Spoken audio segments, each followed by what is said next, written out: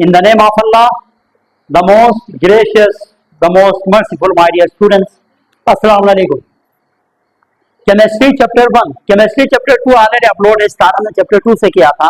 आज हम chemistry chapter 1 भी कर रहे हैं और इंशाल्लाह रिमेनिंग चैप्टर्स केमिस्ट्री के सारे हम करेंगे, लेकिन ये मुझे सिर्फ 3 मंथ लगेगा सारे जो है ना पूरे केमिस्ट्री के कोर्स को कंप्लीट कराने के लिए। ठीक है, जो नीट क्योंकि हमें दूसरे सब्जेक्ट्स को भी देखने पड़ते हैं, इस वजह से तो तकरीबन 6 क्लासेस में मैं चैप्टर 1 आप लोगों को वाइन अप करके दिखाऊंगा। Only 6 classes will be taken to complete your chemistry chapter 1। Chapter 1 name is fundamental of chemistry. Chapter 1 का नाम क्या है?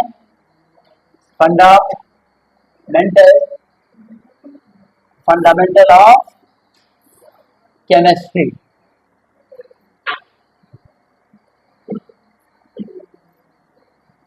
ठीक है बेटा, फंडामेंटल ऑफ केमिस्ट्री। तो पहला क्वेश्चन हमारे पास केमिस्ट्री में 2 अंदाज में पूछे जा सकते हैं बोर्ड के अंदर। ठीक है, अगर आप बोर्ड की बात करें, बोर्ड में 2 तरीकों से केमिस्ट्री के क्वेश्चन पूछे जाते हैं। या तो ये आ जाएगा define chemistry, write some applications of chemistry in our daily life. हमारी आम जिंदगी में केमिस्ट्री के क्या क्या इस्तेमाल है, क्या क्या यूजेस है, ये बताएं। वो इंशाल्लाह इस क्वेश्चन के बाद हम एक और क्वेश्चन की सूरत में आपको बताएंगे। या इस तरह पूछे जा सकते हैं define chemistry, name and define सब ब्रांचेस ऑफ केमिस्ट्री, या यहाँ पे सिर्फ ओनली 3 ब्रांचेस ऑफ केमिस्ट्री या 5 ब्रांचेस ऑफ केमिस्ट्री करके भी पूछे जा सकते हैं बोर्ड के अंदर। तो हर हवाले से आपको रेडी रहना चाहिए। केमिस्ट्री की अगर हम बात करें कि इसको कैसे डिफाइन करेंगे, तो साइंस की ब्रांच है। परसों मैंने आपको बोला था साइंस वो तमाम मालूमात, वो तमाम नॉलेज जो कि हम किससे, एक ऑब्जर्वेशन के नतीजे में, दूसरा एक्सपेरिमेंट के नतीजे में हमारे अंदर देखने के बाद जो मालूमात आती है, या कोई चीज एक्सपेरिमेंट करके जो मालूमात आती है, वो साइंस कहलाते हैं। साइंस दरअसल मालूमात का नाम है। इंफॉर्मेशन इसका साइंस, और कौन सी इंफॉर्मेशन? जो कि कोई ऑब्जर्वेशन या एक्सपेरिमेंट से हम हासिल करें।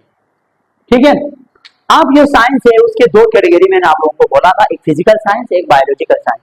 बायोलॉजिकल साइंस पूरा लिविंग ऑर्गेनिज्म से रिलेटेड, जबकि फिजिकल साइंस में मैंने बोला था फिजिक्स और केमिस्ट्री आता है।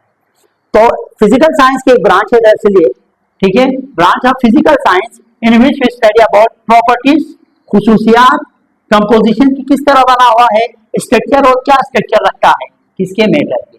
मेटर से बड़ा वो तमाम चीज जो वजन रखते हो और जगह कहते हो मेटर, उनकी प्रॉपर्टीज पर ना हर चीज डिफरेंट चीजें डिफरेंट प्रॉपर्टी शो करता है। इवन 3 हालतों में पाए जाते हैं मेटर, कहीं पे पानी की सूरत में, कहीं पे सॉलिड की सूरत में, तो कहीं पे गैसियस स्टेट में, तीनों मेटर है।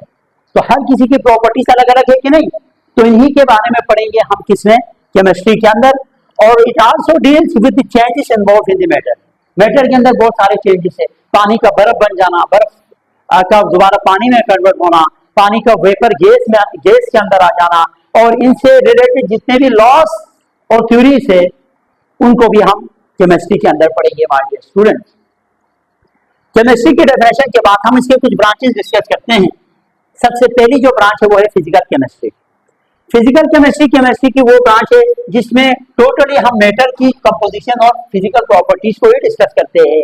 फिजिकल प्रॉपर्टीज से मुराद ये है कि कहीं पे आपको बहने वाली सूरत में मैटर मिलेंगे, कहीं पे आपको गैसियस सूरत में मैटर मिलेंगे, कहीं पे आपको सॉलिड स्टेट में मैटर मिलेंगे। चैप्टर नंबर 5 आपकी इसी क्लास 9 के जो केमिस्ट्री है उसमें चैप्टर नंबर 5 आपकी फिजिकल केमिस्ट्री यानी स्टेट्स ऑफ मैटर के नाम से। किसके नाम से है? स्टेट्स ऑफ मैटर के नाम से। उसमें हम डिटेल डिस्कस करेंगे कि कौन कौन से लॉस हम पढ़ेंगे इसके अंदर। यहाँ पे भी लिखा है also deals with laws and principle related to chemical reactions. Chemical reaction से बड़ा है कि बहुत सारी चीजें आपस में रिएक्ट करके नई चीजें बना रहे होते हैं, वो भी हम किस में पढ़ेंगे? फिजिकल केमिस्ट्री में। दरअसल एक ही चीज, तालीम इतने ब्रॉड है, इतने वसी है कि आप जो है ना एक ही चीज को ही लेके चले तो शायद आपकी जिंदगी उसी में खत्म हो जाए। तो ये बात फिजिकल केमिस्ट्री समझ में आया। फिजिकल केमिस्ट्री की बात करें तो ये टोटली रिलेटेड है किसके साथ? टोटली रिलेटेड है आपके वो मैटर से रिलेटेड है, और मैटर के अंदर आने वाले चेंजेस उससे रिलेटेड लॉस तकरीबन केमिस्ट्री की डेफिनेशन से मिलती जुलती है फिजिकल केमिस्ट्री। क्योंकि फिजिकल से मुराद यही है, एक होता है केमिकल, एक होता है फिजिकल। केमिकल में पूरा केमिकल रिएक्शंस आते हैं, ठीक है, और फिजिकल में आप देख सकते हैं अपने 5 सेंसेस के जरिए वो तमाम चीज। पानी बर्फ बन जाते हैं, आप देख रहे हैं पानी की फिजिकल प्रॉपर्टी, ठीक है। इसी तरह पानी ठंडा है या गर्म है, आप हाथ लगा के पता कर सकते हैं पानी की क्या है फिजिकल प्रॉपर्टी। अब इसके पीछे क्यों ठंडा लगता है पानी, हमें क्यों गर्म लगता है, इसके पीछे भी बहुत सारे वजूहात है। कल सेकेंड ईयर फिजिक्स के अंदर हम आपको बताएंगे पानी गर्म है तो आपको गर्म क्यों लगता है, क्या वजूहात है कि पानी गर्म हो जाते हैं। ठीक है, पानी ठंडा है तो ठंडा क्यों लगता है, क्या वजूहात है, पानी के अंदर कौन कौन सी चीजें ऐसी होती है जिससे पानी ठंडा हो जाते हैं। ये डिटेल कहानी है, आपने तो सिर्फ ठंडा पानी और गर्म पानी सुना है ना, कि पीछे की केमिस्ट्री को आपने नहीं पढ़ा, वो हम सेकेंड ईयर फिजिक्स में आपको समझाएंगे। ऑर्गेनिक केमिस्ट्री के सेकेंड ईयर फिजिक्स चैप्टर 1 में वो एक्सप्लेन। ऑर्गेनिक केमिस्ट्री की अगर हम बात करें, वो तमाम कंपाउंड जिसमें कार्बन मौजूद होता है ऑर्गेनिक कंपाउंड कहलाते हैं, और ऑर्गेनिक कंपाउंड की स्टडी ऑर्गेनिक केमिस्ट्री कहलाते हैं। जैसे कि आप भी घरों में गैस इस्तेमाल करते हैं CH4, जिसे कहा जाता है मीथेन गैस, वो हमारे पास क्या है, वो एक कार्बन कंपाउंड है CH4। ये घरों में जो आप गैस इस्तेमाल करते हैं उसका फार्मूला है, केमिकल फार्मूला CH4।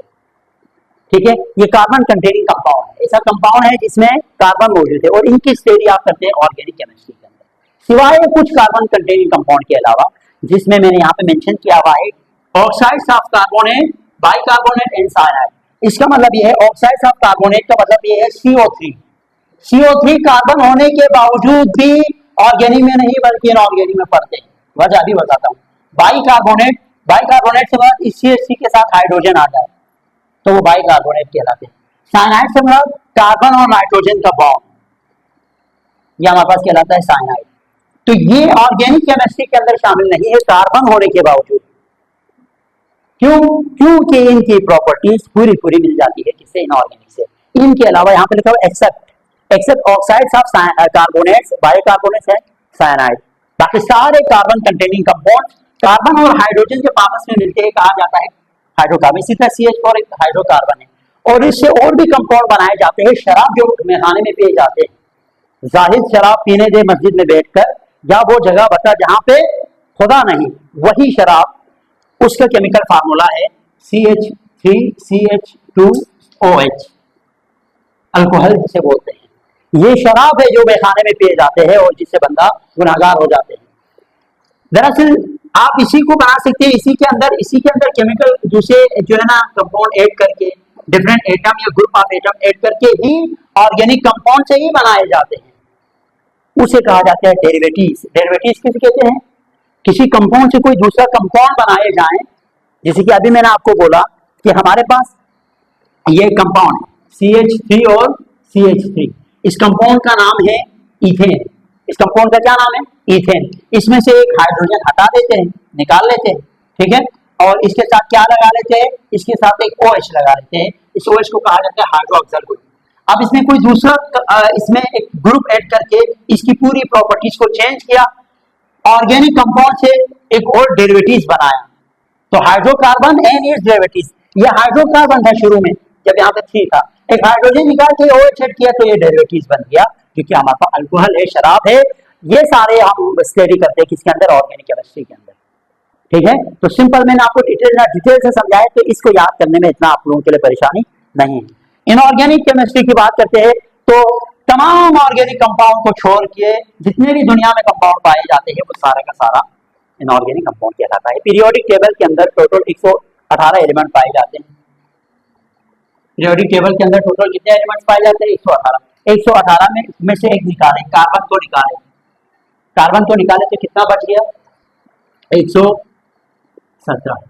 दुनिया के सारे कंपाउंड एक तरफ कर दें, कार्बन पूरे पीरियोडिक टेबल में, हालांकि कितने हैं, ये पूरी दुनिया के अंदर हम बात करें तो 99% जो कंपाउंड है वो कार्बन का बना हुआ होता है, बाकी 1% दूसरे कंपाउंड। 118 एलिमेंट से बाकी दूसरे कंपाउंड बने हुए होते हैं।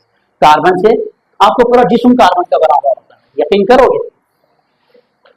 Carbon is basic element of life. Carbon and hydrogen is basic element of life.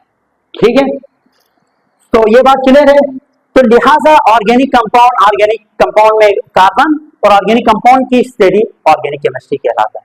ठीक है, तो इनऑर्गेनिक केमिस्ट्री में इनके अलावा, ऑर्गेनिक कंपाउंड के अलावा बाकी सारे जितने भी 118 एलिमेंट्स बाकी जितने भी बनते हैं वो सब के सब इनऑर्गेनिक केमिस्ट्री में हम पढ़ते हैं, एक्सेप्ट हाइड्रोकार्बन, यानी एक्सेप्ट कार्बन कंटेनिंग कंपाउंड।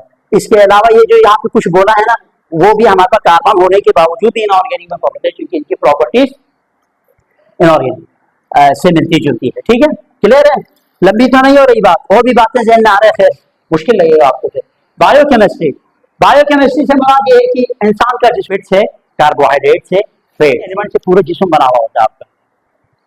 पूरा जिस्म कितनी चीजों से? तीन, एक कार्बोहाइड्रेट, एक आपके पास लिपिड्स, और दूसरा आपके पास फैट्स। यानी लिपिड्स फैट के अंदर आते हैं। मैं दोबारा इसको अपडेट करता हूँ, कार्बोहाइड्रेट्स, प्रोटीन्स और लिपिड्स। अब लिपिड्स में फर्दर उसके टाइप्स में से है फैट्स, ऑयल्स, फास्फोलिपिड, ठीक है, कोलेस्ट्रॉल, वो सारे लिपिड्स के टाइप हैं। लेकिन आप फैट्स भी जगह पर लिपिड्स भी बोल सकते हैं। तो पूरा जिस्म ही तीन कंपोनेंट से मिलकर बने हुए होते हैं। इसके अलावा कुछ और भी है, फिलहाल आप ये तीन ध्यान रखें। इससे रिलेटेड जो भी आप गुफ्तगू करेंगे वो बायोकेमिस्ट्री में करेंगे। इससे रिलेटेड जो भी गुफ्तगू है बायोकेमिस्ट्री, इवन कि ये बनते कैसे है, टूटते कैसे है, ये भी बायोकेमिस्ट्री में पढ़ते हैं। तो रीड करें तो समझ में आएगा। Study of the compound of living organism, ऐसा कंपाउंड जिसे इंसान का लिविंग ऑर्गेनिज्म का जिस्म है, तो living compound of living organism बोलेंगे। प्लांट्स एंड एनिमल्स, इनसे प्लांट और एनिमल भी बनते, ठीक है। एंड देयर मेटाबॉलिज्म, मेटाबॉलिज्म के बाद केमिकल रिएक्शंस, उनके आपस में रिएक्शंस एंड सिंथेसिस, और कैसे बनते। मेटाबॉलिज्म के दो टाइप्स हैं। मेटाबॉलिज्म का मतलब sum of chemical reaction is metabolism. जितने भी केमिकल रिएक्शंस है ना जो लिविंग ऑर्गेनिज्म के अंदर हो रहे हैं, sum of chemical reaction occurring inside living organism is metabolism. इंसान के अंदर होने वाले जितने भी केमिकल रिएक्शंस है मेटाबॉलिज्म कहलाएगा। अब मेटाबॉलिज्म के दो टाइप्स है, एक केटाबॉलिज्म, एक एनाबॉलिज्म। केटाबॉलिज्म में बड़े मॉलिक्यूल छोटे में टूट जाते हैं। कट से याद रखिए, केटाबॉलिज्म में बड़े मॉलिक्यूल छोटे में टूट जाते हैं। जैसे कि आप खुराक लेते हैं, इतने बड़े बड़े निवाले मुंह में लेते हैं, वो छोटे छोटे वो जो है ना उसमें न्यूट्रिएंट्स के अंदर कन्वर्ट होकर यहाँ से केवल के खून के अंदर एब्जॉर्ब हो जाते हैं। यहाँ पे हम बड़े बड़े निवाले ले लेते हैं ना। Metabolism, conversion, specially this conversion is catabolism. Cut रहा है आपके पास, मैंने अपनी तरफ से कट बोला है, केटाबॉलिज्म का मतलब कट से नहीं है, ठीक है। केटाबॉलिज्म आपको याद रखने के लिए, केटाबॉलिज्म में बड़े मॉलिक्यूल छोटे में टूट जाते हैं, एनाबॉलिज्म में छोटे मॉलिक्यूल बड़े बन जाते हैं। फ्रूट जो बनते हैं डिफरेंट प्लांट्स में, उसमें क्या है, छोटे छोटे मॉलिक्यूल आपस में मिलके बड़े मॉलिक्यूल आपके लिए बना देते हैं, वो एनाबॉलिज्म कहलाता है। एना एड से आता है, एडिशन, छोटे छोटे मॉलिक्यूल ऐड होंगे तो एनाबॉलिज्म। तो मेटाबॉलिज्म से मुराद केमिकल रिएक्शन। केमिकल रिएक्शन दो टाइप के, केटाबॉलिज्म ब्रेकडाउन, एनाबॉलिज्म फॉर्मेशन। क्लियर है बात। अगर मैं इसके एग्जांपल लूं, बहुत लंबी क्लास जाएंगे इस वजह से, क्योंकि मैंने खुद मैंने जो मास्टर किया हुआ इसी बायोकेमिस्ट्री में, मैं अभी एमफिल कर रहा हूँ इसी बायोकेमिस्ट्री के अंदर, ठीक है।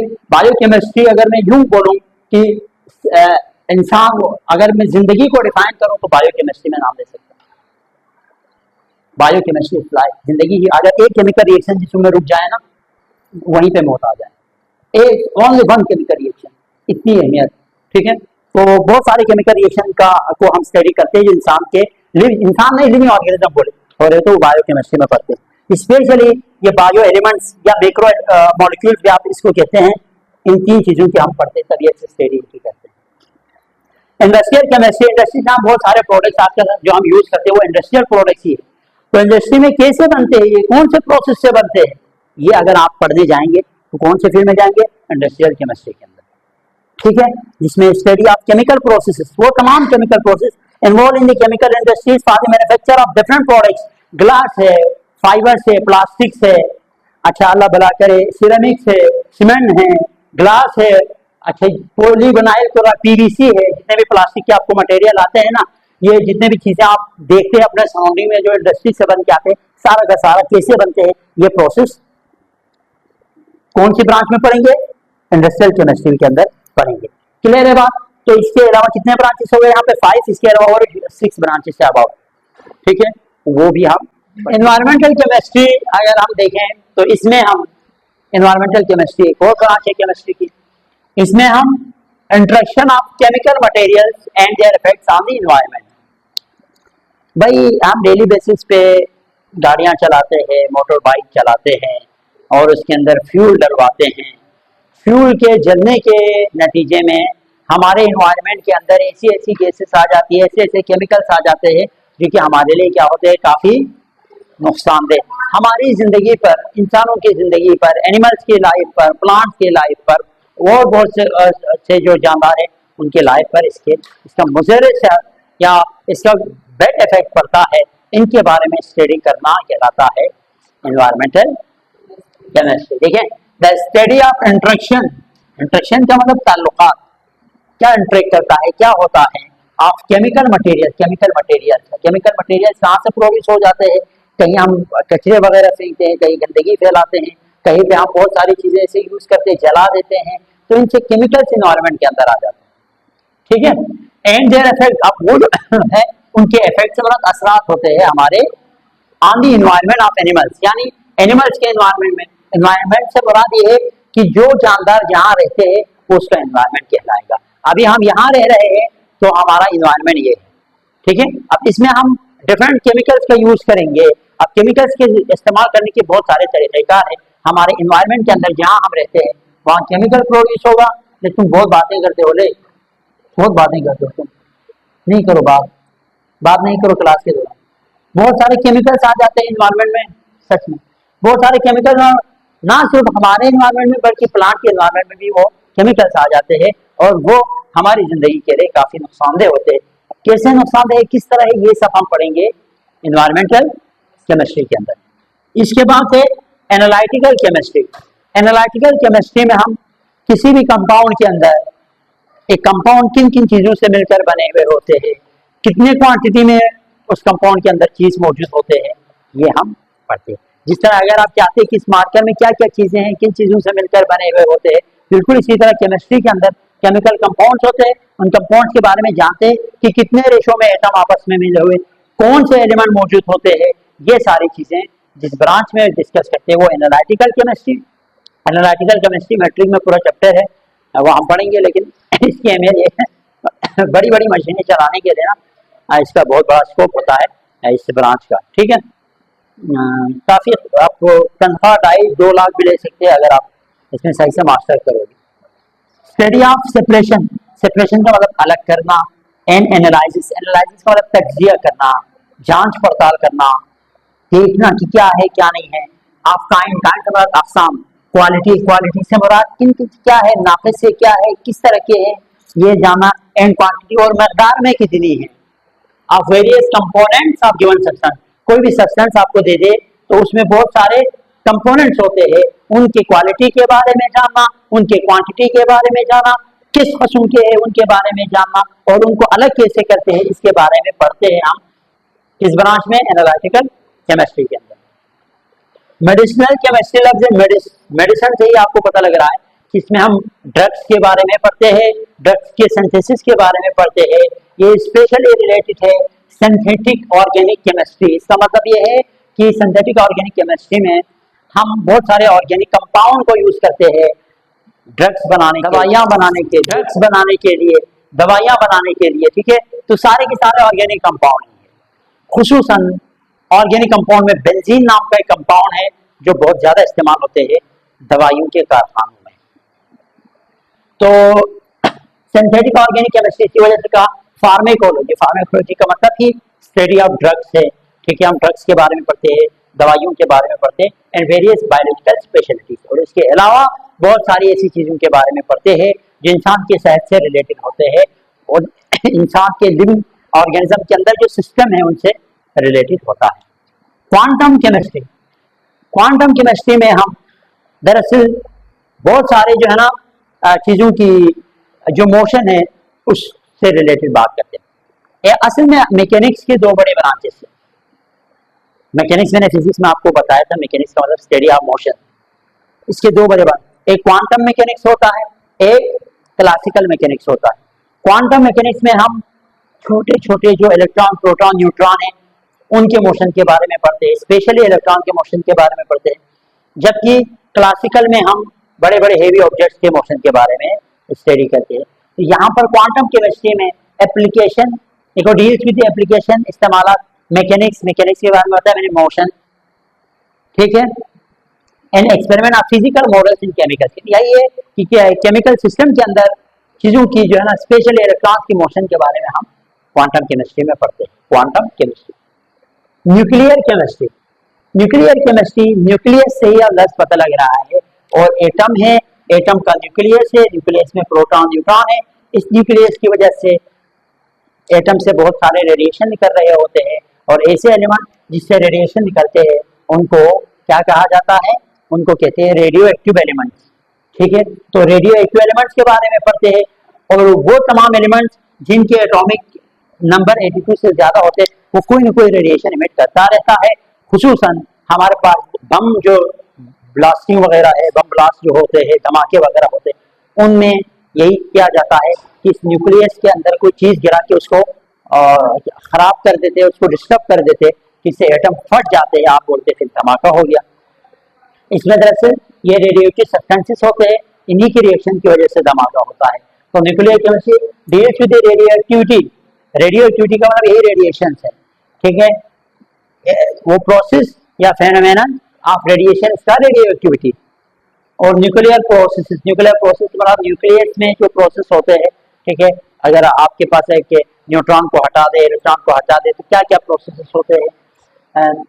सिमिलरली जो रेडियोएक्टिव सब्सटेंसेस के प्रोसेस है, जिसमें मैंने अभी आपको बताया, एक स्लो मूविंग न्यूट्रॉन किसी न्यूक्लियस पे गिराएं तो आपके पास क्या होंगे, धमाका होंगे, फिजन रिएक्शन होगा। इसी तरह सूरज के अंदर जो रिएक्शन हो रहे होते हैं वो भी एक फ्यूजन, वहां पे फ्यूजन रिएक्शन है, वो भी आप न्यूक्लियर केमिस्ट्री में ही पढ़ते हैं।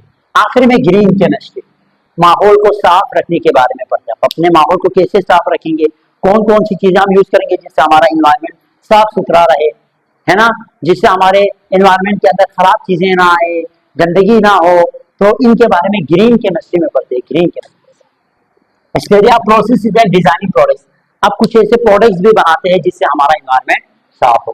पुराने जमाने में जो रेफ्रिजरेटर, फ्रिज वगैरह आते थे, उसमें जो गैसेस यूज होते थे क्लोरोफ्लोरोकार्बन इस्तेमाल होते हैं, CFCs, और CFCs एक मुज़िर गैस है। ये अगर स्पेस में चले जाएं तो स्पेस में जाके जो ओजोन लेयर है ना उसको डिस्ट्रॉय कर देते हैं।